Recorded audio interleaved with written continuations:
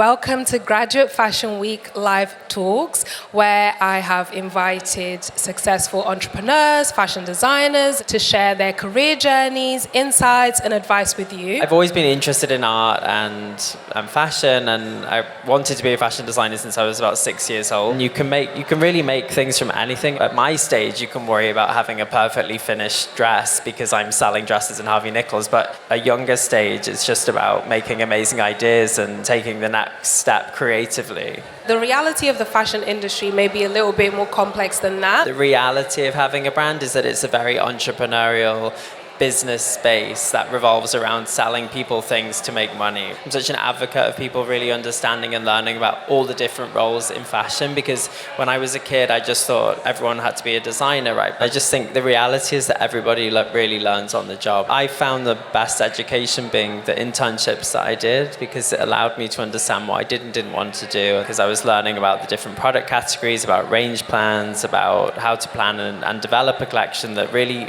exists for the purpose of people to actually wear the clothes. Burberry was amazing actually because it was paid and it was a proper salary, so I didn't have to work then, which at the time I found incredible, because before that I'd had 3 part-time jobs and I was doing the university degree and some internships. You have to find your own workarounds, and those workarounds end up being the pages of the book that you will write. Whereas if your thing is to design really beautiful and intricate little bags, a runway is not the right place for them, because people won't see them in the detail that they deserve. Can you afford a show? And can you do this? Transparently, our business cannot afford a fashion show, and so we only do them when we have sponsors that enable us to put them on. Every designer has a responsibility to study their own target audience, have a business plan for themselves, and essentially only invest in activities that they can afford. It doesn't necessarily have to be a straight runway, right? Like, we've done them before on a stage with musicians and singers. They feel the pressure to showcase at London Fashion Week.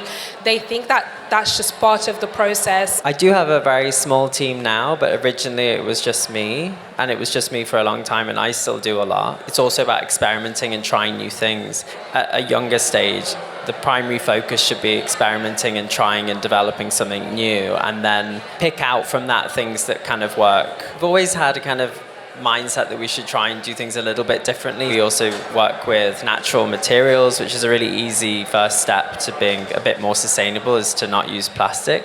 We've also had amazing partnerships where we've worked with new materials that, for example, make sequins out of trees and don't use any plastics. The impact essentially is in the pieces that you make.